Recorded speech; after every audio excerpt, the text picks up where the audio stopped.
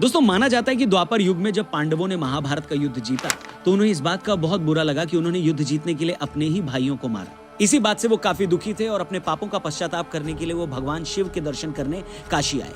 मगर भोलेनाथ उन्हें दर्शन नहीं देना चाहते थे और वो नाराज होकर केदारनाथ चले गए। पांडव भी भोलेनाथ के पीछे पीछे केदारनाथ चले गए।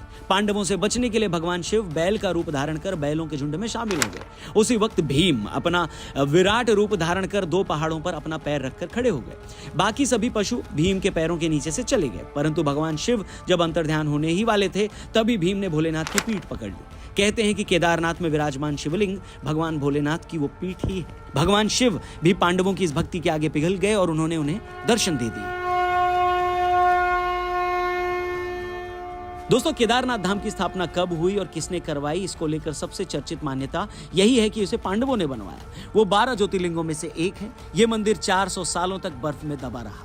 केदारनाथ में आई भयंकर बाढ़ के बावजूद इस मंदिर को खरोंच तक नहीं आई। कहते हैं जिन 6 महीनों में मंदिर के कपाट बंद रहते हैं तब भी मंदिर के अंदर से घंटियां सुनाई देती हैं और ऐसी मान्यता है कि इन 6 महीनों में स्वयं देवता भगवान शिव की आराधना करते हैं, उनकी पूजा करते हैं। ऐसी महिमा है केदारनाथ धाम की, ऐसी पवित्रता है इस तीर्थ स्थल की। यही वजह है कि हर आस्थावान हिंदू की ये ख्वाहिश है कि वो जीते जी एक बार केदारनाथ धाम जरूर जाए, बाबा के दर्शन जरूर करें। मगर केदारनाथ धाम यात्रा से जुड़ी कुछ ऐसी बातें भी हैं जो इन दिनों हमारे मन को दुखी कर रही हैं, जिस पर मैं आपसे खुलकर कुछ कहना चाहता हूं और चाहता हूं कि आप सब लोग भी पूरे खुले दिल से उसे सुनें। जैसा कि मैंने प्रोग्राम के शुरू में केदारनाथ धाम की महिमा और उसके इतिहास के बारे में संक्षेप में कुछ बताया, साथ ही ये भी बताया कि क्यों वो देश के हिंदुओं के लिए इतना खास है, मगर यहां आने वाले बहुत से लोगों के तौर तरीकों को देखकर मन बड़ा दुखी होता है।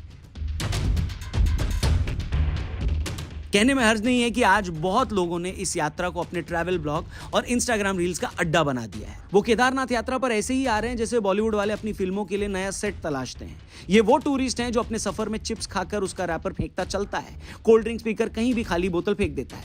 माफ करिएगा, मगर जिसे न भगवान शिव के बारे में ज्यादा पता है और न केदारनाथ धाम के अतीत की कोई जानकारी, वो इसलिए यहाँ आ गया है क्योंकि उसी के जैसे उसके 4 मंदबुद्धि दोस्तों ने कहा कि भाई नई थार ले ली है, केदारनाथ चलेगा, पहाड़ों में ये गाड़ी और बढ़िया चलती है। बताइए, इससे पहले कि वो सेल्फी प्रेमी और इंस्टा जीवी कुछ बोल पाता, उसी के दोस्त उसे याद दिलाते हैं कि अरे यहाँ दिल्ली की गर्मी में क्यों सड़ रहा है, जून के मौसम में भी वहां बर्फ होगी और बारिश हो गई तो लाइव स्नोफॉल भी देखेंगे। लाइव स्नोफॉल की सुनकर हमारे इंस्टा जीवी के अंदर का छपरी जाग जाता है। उसे ख्याल आता है कि फरवरी महीने में जाती सर्दी की सेल में उसने नई जैकेट भी खरीदी थी, लेने के बाद अब तक पहनी भी नहीं है। चलो केदारनाथ चलते हैं, भाई की नई थार में गप्पे मारते जाएंगे, मौसम भी बढ़िया होगा, जगह जगह रुककर सेल्फी लेंगे, फेसबुक पर 4 फोटो डालकर अपने दोस्तों को इंप्रेस भी करेंगे। खैर, अपने दोस्तों को इंप्रेस करने की बात सोचते ही हमारा छपरी बेड से उछलकर सीधा पैकिंग करने लग जाता है। अगले ही दिन ये चारों गाड़ी में बैठकर यात्रा पर निकल पड़ते हैं। जैसे तैसे गौरीकुंड तक जब इनकी गाड़ी पहुंचती है तो वहां आकर उन्हें पता लगता है कि अरे आगे तो 16 किलोमीटर की पैदल यात्रा है। 16 किलोमीटर की पैदल यात्रा सुन 3 साल पहले गुजरी इनकी नानी फिर से मर जाती है। जो लौंडे प्यास लगने पर पानी की बोतल निकालने के लिए फ्रिज तक नहीं जाते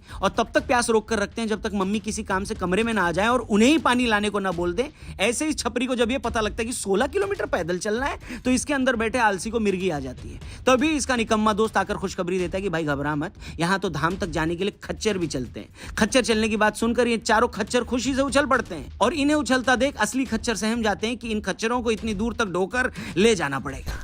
और दोस्तों, ये कोई मजाक नहीं है। एक बुजुर्ग, विकलांग या छोटा बच्चा अगर खच्चर या घोड़े पर बैठकर धाम तक जाता है तो भी समझ में आता है, मगर जब हम देखते हैं कि इसी यात्रा में हट्टे कट्टे लोग भी सिर्फ दर्द और मेहनत से बचने के लिए खच्चर पर बैठकर धाम तक जा रहे हैं तो फिर रोना आ जाता है। मतलब मजबूरी क्या है तुम्हारी वहां जाने की? जीवन में जो भी कुछ पाने लायक है, जीवन में जो भी कुछ सम्मान के लायक है, उसे पाने के लिए हमें मेहनत करनी ही पड़ती है। मगर नहीं, आज की हमारी सेल्फी प्रेमी और रील की दीवानी जनता शरीर को तिल भर भी कष्ट नहीं देना चाहती। ये अपने कंफर्ट जोन से निकलना ही नहीं चाहती। खैर, इससे पहले कि केदारनाथ धाम में इन बेजुबान जानवरों पर हो रहे जुल्म पर मैं अपनी राय दूं, आपको मैं बता देना चाहता हूं प्रोबो के बारे में। एक ऐसा ऐप है जहां पर आप भी अपनी राय दे सकते हैं और खूब सारा प्रॉफिट पा सकते हैं। कई सारे टॉपिक्स हैं, क्रिकेट, क्रिप्टो, फुटबॉल, एंटरटेनमेंट वगैरह वगैरह। अब एशेस चल रहा है, क्या ऑस्ट्रेलिया इंग्लैंड के सामने एशेस सीरीज 2023 में जीतेगा? एक सवाल वहां ये भी पड़ा हुआ है प्रोबो पर। आप उसमें अपना ओपिनियन देकर प्रॉफिट पा सकते हैं और जीते हुए पैसों को बड़ी आसानी से पेटीएम और गूगल पे वगैरह से विड्रॉ भी कर सकते हैं। लेकिन उससे पहले आपको ऐप डाउनलोड करनी पड़ेगी, डिस्क्रिप्शन में प्रोबो का लिंक दिया है। वीडियो में आगे चलते हैं।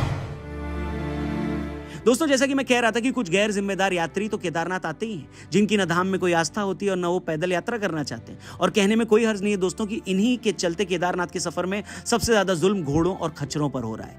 मतलब जाने वाली कई जनता आलसी तो है ही, ज्यादातर खच्चर वाले भी बहुत लालची हैं। आप सोचिए, गौरीकुंड से केदारनाथ के जिस 16 किलोमीटर के सफर को एक आम आदमी एक दिन में आसानी से तय नहीं कर पाता, उसी 16 किलोमीटर के रास्ते में एक खच्चर से 4-4 चक्कर लगवाए जाते हैं। उसे 2-2 बार अप डाउन करवाया जाता है, वो भी अपनी पीठ पर 70 से 80 किलो वजन का एक इंसान लाद कर।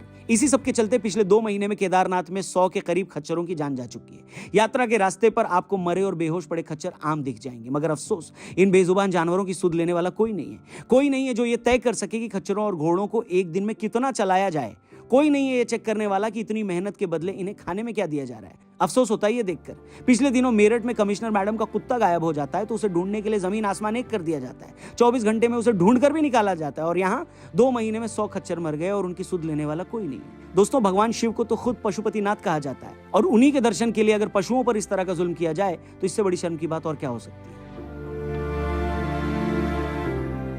मगर ऐसा लगता है कि किसी के पास इन सब के बारे में सोचने का टाइम ही नहीं है। जो दर्शन करने आ रहे हैं उनमें से भी बहुतों को ये नहीं पता होगा कि वो क्यों आए हैं। उनके लिए ये बस एक टूरिस्ट डेस्टिनेशन है, दिल्ली की गर्मियों से कुछ दिन के लिए और राहत पाने का अड्डा, इंस्टाग्राम पर कुछ 100 लाइक्स लाने का एक जुगाड़। इन्हीं जैसों से पैसे कमाने में लगे घोड़े और खच्चर वालों को भी क्या परवाह, उनके लिए बस एक मोटा ग्राहक है जिससे उन्हें हर हाल में पैसे कमाने हैं। वैसे भी 6 महीने का सीजन है, तो जितनी कमाई कर सको तो करो। उन्हें भी इस बात की कोई परवाह नहीं है कि जो घोड़े और जानवर एक बच्चे की तरह मेहनत कर उनका पेट पालते हैं, उनके शरीर की भी एक सीमा है। सोने के अंडे देने वाले उस मुर्गी को भी ज्यादा निचोड़ेंगे तो उसका पेट फट जाएगा, मगर लगता है कि इन लोगों को उसके पेट फटने की कोई परवाह ही नहीं है। हर दिन घोड़े और खच्चर मरते जा रहे हैं, उनकी जगह मरने के लिए कुछ और खच्चरों को रिप्लेस कर दिया जाता है। खच्चर की मौत पर दुखी होना तो दूर, उस बारे में सोचने का भी इनके पास टाइम नहीं है। और यही सब माहौल केदारनाथ जैसी पवित्र यात्रा को शोभा नहीं देता, और न ही भोले बाबा ऐसे संवेदनहीन और नासमझ भक्त डिजर्व करते हैं, और न ही उनके दरबार में इन जानवरों का यूं जान गंवाना शोभा देता है।